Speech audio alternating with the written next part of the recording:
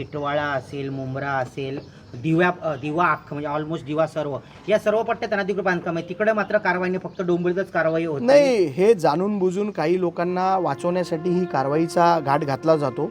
या 65 इमारतींच्या पाठीशी जे बिल्डर, जे अनधिकृत पेपर तयार करणारी जी लोकं होती, त्यांना कुठेतरी वाचवण्यासाठी आणि दिखावा करण्यासाठी की आम्ही काहीतरी करतोय हे करण्यासाठी ही कारवाई सुरू आहे. आम्ही EOWमध्ये पण गेलो. EOWमध्ये काय झालं, एवढे दिवस आम्ही पेपर दिले, आम्ही पेपर सबमिट केले, एकही गुन्हा दाखल झाला नाही, पुढे काही चौकशी होत नाही.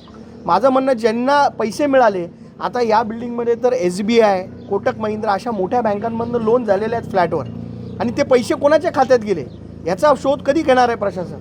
आणि गोरगरीब लहान मुलं आज रस्त्यावर उतरले आहेत. या प्रशासनाला लाज वाटली पाहिजे. जर या बिल्डिंगवर कारवाई करायचा प्रयत्न आपण केलात, बघा आम्ही अनधिकृत कुठल्याही बांधकामाला कधी पाठिंबा देत नाही, पण ही अनधिकृत बांधकामं नाही, ही फसवणूक करून अनधिकृत बांधकामं केलेली बांधकामं. अधिकाऱ्यावर कारवाई होत नाही. आता तिथले वॉर्ड ऑफिसर कोणी कारवाई नाही, तिथल्या कुठल्या अधिकाऱ्यावर कारवाई नाही. फक्त ही लोक रहिवासी गरीब, ते सॉफ्ट टार्गेट आहेत. हे रहिवासी सॉफ्ट टार्गेट आहेत. यांना सॉफ्ट टार्गेट केलं जातं आहे. जाणून बुजून आपल्या अधिकाऱ्यांना आणि या बिल्डरांना वाचवण्यासाठी यांच्यावर कारवाईचा बडगा उघडला जातो असं मला वाटतं. काल माध्यमामध्ये बातमी प्रसारित झाल्याच्या नंतर आज खरं पाहिली तर आजची कारवाई पुढे ढकलली आहे का नाही ढकलली आहे अजून आम्हाला कुठलंही लेखी किंवा आम्हाला कुठलंही प्रशासनाकडनं उत्तर आलेलं नाही. कदाचित आम्हाला गाफील ठेवण्यासाठी करत असतील किंवा लोक गाफील राहू दे आणि मग आम्ही गपचूप येऊन कारवाई करू, परंतु आम्ही कुठल्याही पद्धतीने गाफील राहणार नाही.